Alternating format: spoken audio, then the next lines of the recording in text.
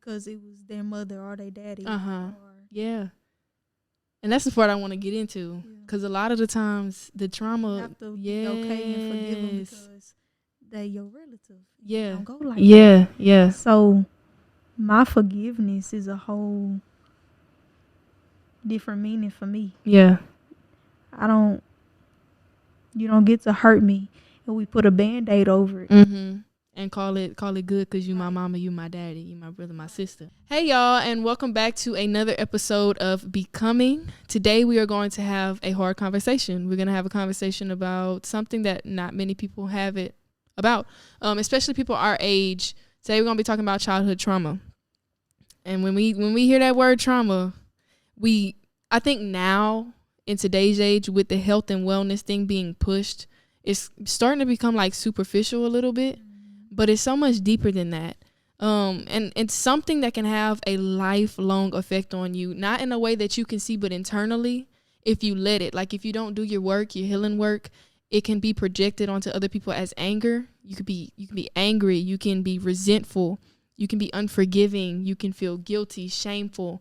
Many of those emotions that don't feel pleasant, and they don't allow you to live your best life. And that's not something I want for you. I'm sure you don't want that for yourself.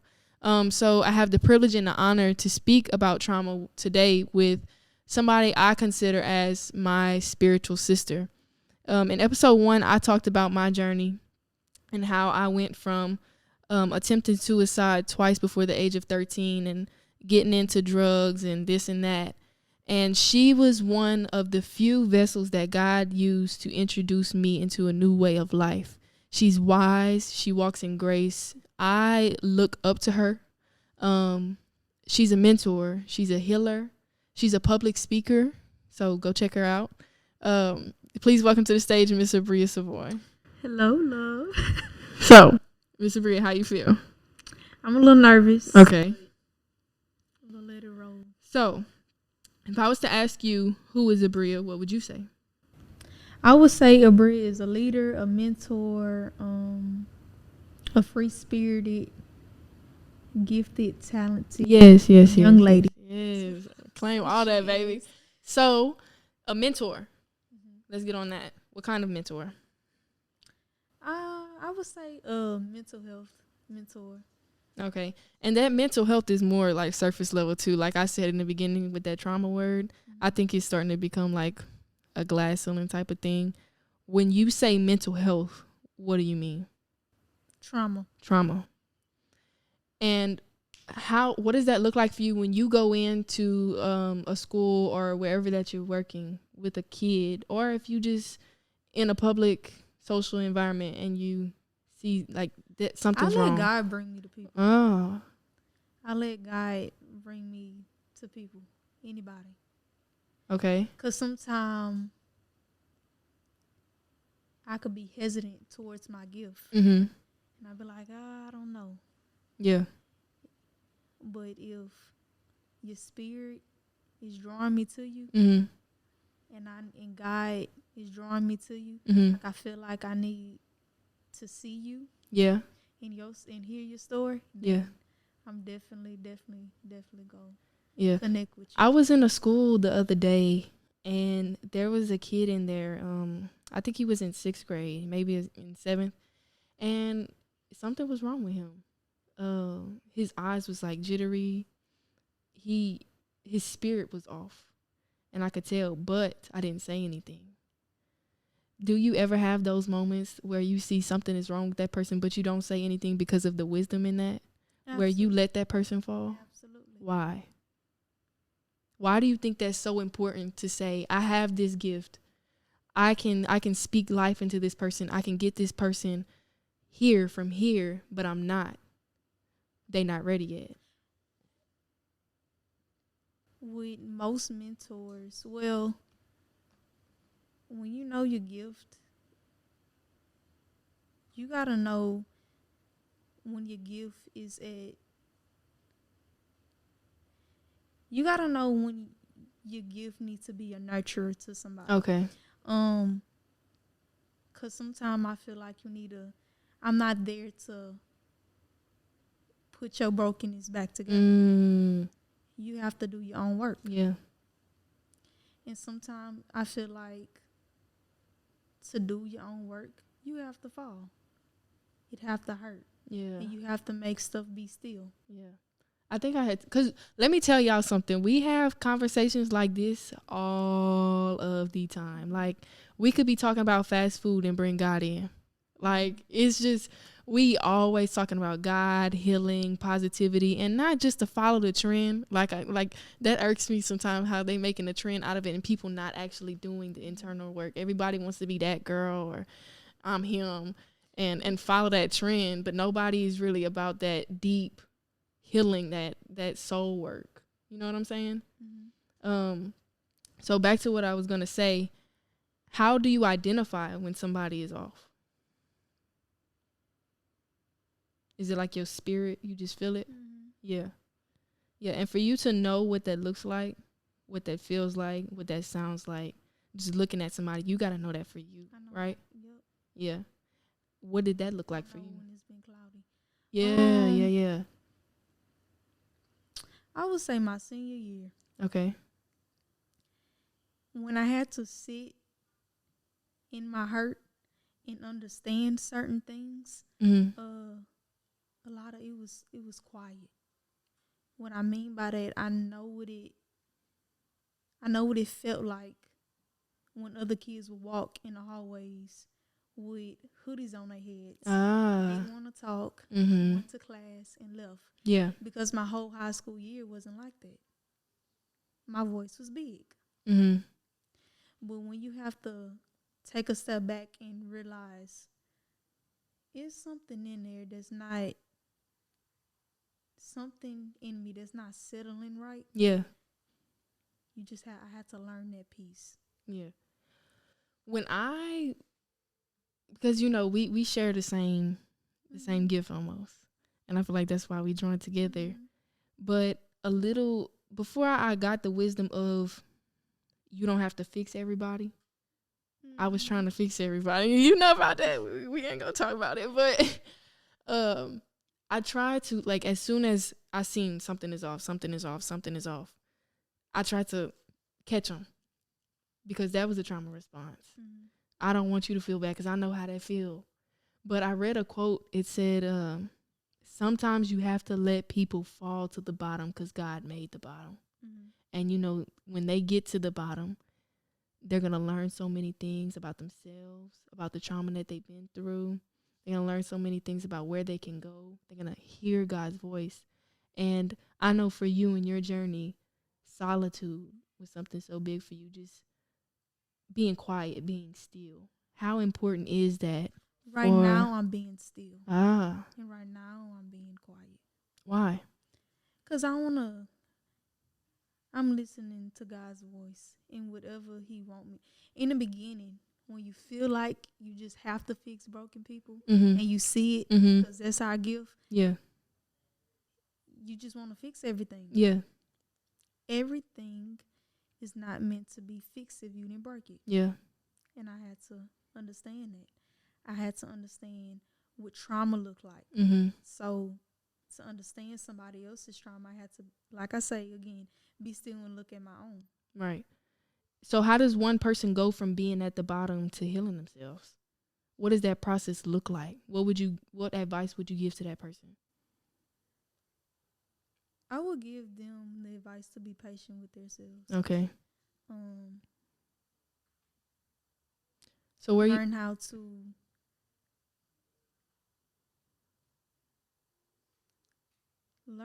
to be comfortable with their truth. Okay. Because God will allow you to hear. Yeah. And see your brokenness. Yeah. Mm-hmm. So for the high school people, and I more so want to talk to high schoolers, early college students, because I know that's an area of life where we start to grow into being an adult, and we still coming out of that younger stage. It's like that middle piece, you know what I'm saying? A lot of them don't know who they are. And I didn't know who I was in high school, like as a freshman or as a sophomore. Until my junior year, I kind of caught my head. but a lot of them don't know who they are. They're followers. I feel like a lot of them know who they are. I feel like some hide the ugly to who they are. Okay. So I always knew, well, in high school, I knew who I was. I didn't like to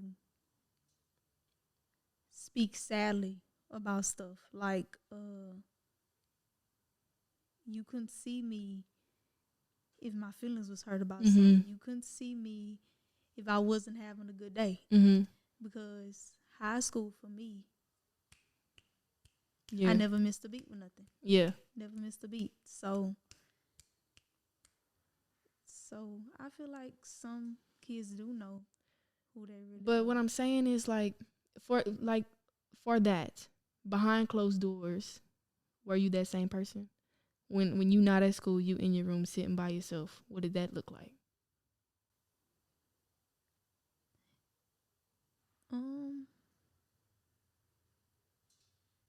I would say it looked, sometimes it was okay and sometimes it was empty. It was empty. And I didn't know how to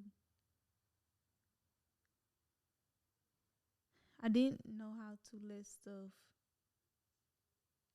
I didn't know quietness. Okay. Like, I knew the rush. Yeah. I loved that part. You feel like being on the go because it's a distraction. Who I was, right. Yeah. Right. Because when you steal, it forces you to sit with things. So when were you still? When I was still. Ooh. When was I still? I think COVID, like being in quarantine and stuff, that did a lot of good for me because it wasn't no going out. It wasn't no hanging with nobody. We was like at home. And even though I had like my parents and my siblings there, it still forced me to sit with myself and learn about myself because I didn't know what to do with myself. When like just going out, you doing things, you hanging with people, you focused on superficial things. But when you still alone, quiet, one, you with God, two, you with yourself, it was uncomfortable.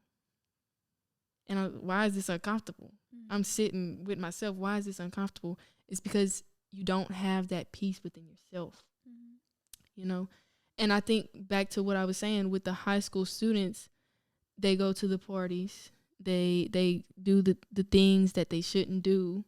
They on go. Right. They on rush. When they do make that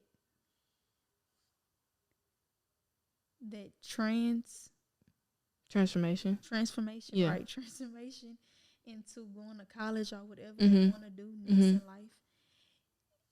That's when they get in the stages to where I could say most of them be really depressed. Yes. Because they haven't sit still. Listening to that ride wave. Right. Yes. Right. Yes, absolutely. And how do you think that transfers to adulthood? Because we got angry women. We got men that are angry. How do you think like that little childhood trauma goes into middle school, into high school, into college?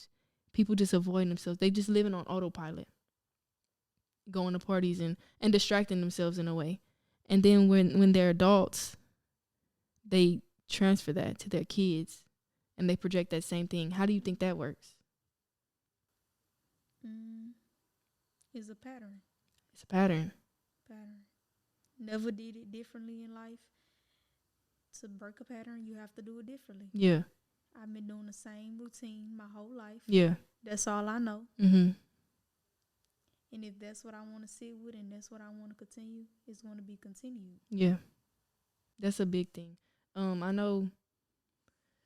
So being abused, I grew up. So being abused up until like 8, I grew up angry. And that's when in like freshman year, sophomore year, I'd fight my siblings. I was just abusive. I was a bully. I didn't feel secure within myself. And I know if I would have never had that moment of solitude, those things would have projected onto my kids or to whoever I come into contact with. I would have been a bully. And so with you and your personal experience and your journey, because to be a mentor, you got to have some things you've been through. Mm-hmm. How important is it to you to stay in that journey of healing, to always stay graceful, to stay peaceful? Because if you don't keep the same practices and you don't live by principle, you don't live with integrity, you can fall back. Me personally, anything or any knowledge that wisdom that somebody want to share with me, I'm gonna say I could call it the tools of life. Okay. And when you on your journey, God is gonna put people in different things, so you go see different things in different ways. Yeah. And me, I pay attention to everything. Nothing in my life, anything that comes in my life, I pay attention to. So when you do it in a way of continuously watching and paying attention to everything and learning in this season, I had to be patient with myself. Yeah. In this season, yeah. I had to sit with God and be silent. In this season, I knew more of my purpose with mentoring, because I had different seasons of becoming a mentor. Yeah. You take that with you. Wow. Yeah. That's so beautiful. So if I could give any advice to any teen, any season that they're in, and it could be, you break it down into however you want or you see your seasons to be. You could be middle school, high school, my adulthood. Yeah. Or you could be depressed, happy, insecure, confident. Right. You could be suicidal. Whatever sadness, happiness, patience, wherever it had to come in at your life, wherever it had to do in your life, you take it. Yeah. Learn with it. And I know listening to God's voice was very important for you in that time, right? I don't feel a lot of people our age know God personally. And I know I can't speak for everybody, but I just don't feel like they have a relationship with the Spirit of God based on their actions. And some of them have so much potential. Like, if they were to just sit with themselves, how does that work for you? How do you hear God? How do you know when that's His direction? I know it's His direction when I could see it clearly. Like, okay.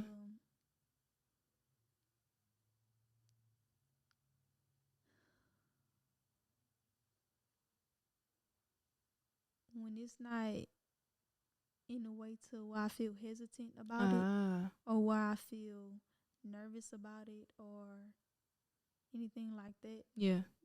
It's God. So if somebody was like, okay, I know I have trauma. I've been hurt. I've been abused. I've been suicidal. I've been depressed. I want to get better. What would you say to them? I want to heal.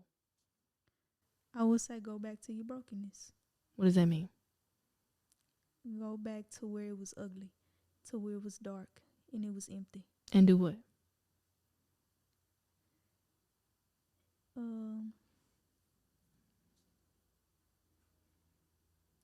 Understand why it was like that.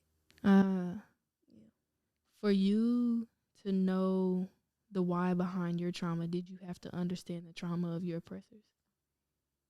Say it again, love. For you to know the why to your trauma, did you have to go back and understand the trauma of the people that hurt you? Oh, absolutely. How important was that? Very important. It helps you to understand who you are and why. It helps you to understand the pattern. Or the pattern. Yeah. So it's very important to understand people in your life that played a part. Yeah. I feel like people don't like to have these types of conversations because they avoid their emotions. Why I do used you, to be good at doing that. you oh really? Yeah. How? Tell me about that. I never wanted. I didn't like attention on me. Okay. Don't ask me. Don't ask me what's wrong or no. Yeah. I'm your fixer. Don't do that. Ah. Right. So before you even healed that part of you, you were already getting into the mentor space. Right. Wow. And what did that take from you to heal your oppressors? The people that hurt you. Have you forgiven them?